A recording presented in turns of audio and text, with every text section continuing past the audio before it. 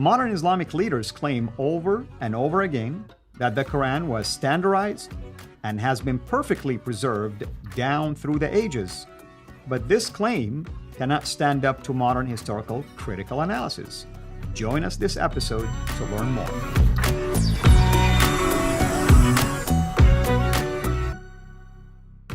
Dr. J, I think we've done this before in other series. Today, I think it's applicable and it's relevant really to the topic we're talking about. Yeah. Now, what do Islamic leaders say about the claim the Quran is preserved, for instance? Okay, you saw what we've said about the different manuscripts and how there was not much of a preservation. There are multiple different manuscripts that start to appear in the 7th century. So you would think that the modern scholars or the modern leaders of Islam would be aware of this. So let's look and see what they say. And let's just look at, I've got a few of them up here. Let's put it on the screen. Let's start with this first guy. His name is Fethullah Gulen from Turkey. And he says, the Quran's text is entirely reliable. It has not been altered, edited, or tampered with since it was revealed. All Muslims know only one Quran, perfectly preserved in its original words since the Prophet's death, when revelation ended. So here's this Turkish cult leader, he actually lives right here in Pennsylvania, who says one Quran, unaltered, unedited, and untampered. Okay, what do others say? Well, here is a convert to Islam, Suzanne Hanif. She says the Holy Quran is the only divinely revealed scripture in the history of mankind which has been preserved to the present time in its exact original form. Preserved today in its exact original form. She has this in her book, Islam and Muslim. Okay, well, she's a convert. Maybe she doesn't know much. But you cannot say that about this guy. This guy is not a convert. Abdullah Yusuf Ali, he is the one that actually translated it into English. He's the one that we use. He is the standard His word. translation is very famous. Absolutely, in the 1930s. And what did he say? So well has it been preserved, that's the Quran, both in memory and in writing, that the Arabic text we have today is identical to the text as it was revealed to the Prophet. Not even a single letter has yielded to corruption during the passage of century. So not a single letter. Not a single letter. That means every dot and every vowel, not Right. one letter has been changed. That's Abdullah Yusuf Ali.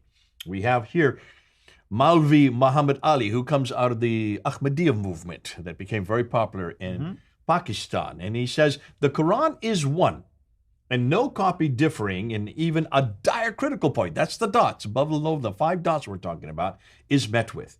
There are and always have been contending sects, but the same Quran is the possession of one and all. A manuscript with the slightest variation in the text is unknown. So not even a diacritical mark has been changed. You can see already that that has red flags. What about our good friend, Dr. Shabirani? I debated this guy 6 times. We're good friends. We know each other. I've been working with him since 1998, I think it is. And what does he say? We have a copy of the Quran dating from 790 in the British Museum. Interestingly, he says 790. That's the Quran, the MS 2165. Folks, that's 1,300 years. Look at the date. 1,300 years ago, and we compare that with what we are reading today, and we find them to be exactly identical. He then continues on, and he makes this statement more recently. He said, what is important to notice is that throughout the ages of Muslim history, the Muslims have not quarreled over what is the text of the Quran, because the text was known through memory work and through the written materials handed down right from the time of the Prophet Muhammad. I won't say what he says after that. As I said, the 2 copies that were made 1,400 years. Now he's going back even 100 years earlier. Right. One which is in Tashkent, Russia. Tashkent is not in Russia, so he made another second mistake. That's in Uzbekistan, not in Russia. For example, has been demonstrated by Ahmed van Denver in his book Ulam al-Qur'an to be an early copy from that time, and we find no difference from that copy to what we're reading today. How did they open this? Because it's encased and no one is allowed to touch it. So how did he determine that? The Samarkand? Yeah. Actually, you can open it. It came to London. They had it on display. Oh, so when they brought it over. Oh, yeah. But when you go there, they will refuse to let you touch listen. it. Yeah. Alta Kulic has looked at it. He's gone through it from 2005 up until 2007. Those scholars were allowed. Alta Kulic has gone right through it, and look what he says about the Quran. We're going to get to that later on in another episode. So that's Dr. Shabir Adi. I want to end with Dr. Yasser Qadi, our good friend from 2020. Holding the narrative. Uthman standardized the copies of the Quran, and from his time up until our time, there hasn't been 2 copies of the Quran that are different, even 1 letter or 1 word. The Quran is the most protected of all scriptures, and God has protected his Quran from any kind of alteration, deviation, miswriting, because he says he is going to protect it. All Qurans, even up to our time, conform, here it is, ready? Letter for letter, word for word, with the Uthmanic Musaf. Musaf means manuscript. To this day, there is no different version of the Quran. There is but one Quran. Not a word, not a letter has changed. That's our influential American. Now, hold on a minute. I just want to say, why do they make these claims? Well, they have to.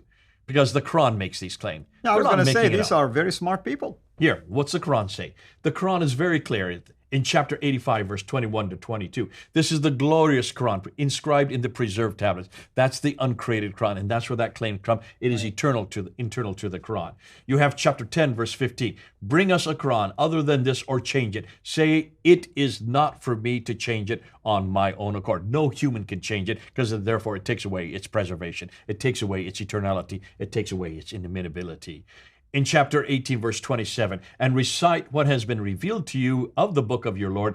None can change his words. No one, you, me, nobody can change his word. And finally, chapter 15, verse 9, verily we, and that's referring to God in the plural tense. It is we, there's God in the plural tense again, who have sent down the Quran, and surely we will guard it. Yeah, this is one of the most famous passages that are used. إِنَّا نَحْنُ نَزَّلْنَا الْقُرْآنَ وَإِنَّا نَحْنُ نَزَّلْنَا الذِّكْرَ وَإِنَّا لَهُ لَحَافِظُونَ. And this is the one that the claim is that the dhikr here is reference to Quran, when in fact it's used of the Torah, technically speaking, in the Quran itself. So let's conclude this episode right here. What do they all agree upon? That the Quran we have today has not changed one iota. One of them said since its inception 1,400 years ago. Shabir Ali did say 13, he didn't correct it himself. That the Quran we have today is exactly the same as that which is on the preserved tablets in heaven. That's in chapter 85, verse 21 and 22. Every word, even every letter is the same. That's Yasser Qadi that made that claim. That our Quran parallels in every detail that which was revealed to the Prophet Muhammad and was written down completely by Uthman in 652. But is that the earliest what Muslim scholars believe? Let's look and see what they said according to the Quran. This is the claim that the scholars today make. Next episode, let's see what the earliest Muslim scholars said and see if there's a disconnect. You'll be surprised by what you find. Absolutely, and I know where we're going with this, but let me go back again like in the next minute or so before we wrap this up. I know these scholars, like I said, very smart scholars, very intelligent people. I get it that the Quran is saying this about itself, but they at least had the opportunity to investigate and inspect and compare and contrast. Why make such big statements knowing that others are going to poke hole in it? Because of the Quran itself. They have nowhere to go. They have to say that, Al-Fadi. They have no other choice. The Quran makes those claims. Therefore, they've got to support those claims. They just hope we're not investigating it. They just hope that Hatun Tash, that 5'2", does not find any other Quran. They were really hoping that she would never find those 26 Qurans when she did. You can see this has just blown all of these claims open for these modern scholars since 2016. That's a whole other story. We're not getting into that in these episodes. You know what? We've gone through those episodes, you and I, many times. But they didn't think that Dan Brubaker would actually start looking at changes and looking at manuscript variants in the canonical text. So you can see, I'm saying consonantal texts. Mm-hmm. So you can see they just didn't realize that we'd be investigating these claims. They didn't think they needed to because no one had dared to ask them. Getting back to what Shoemaker's saying, no one had ever asked these questions because no one could ask these questions because our good friend Smith wouldn't let us ask these questions because we had to make sure everything we said had to pass by their grid. And their grid is what you just saw.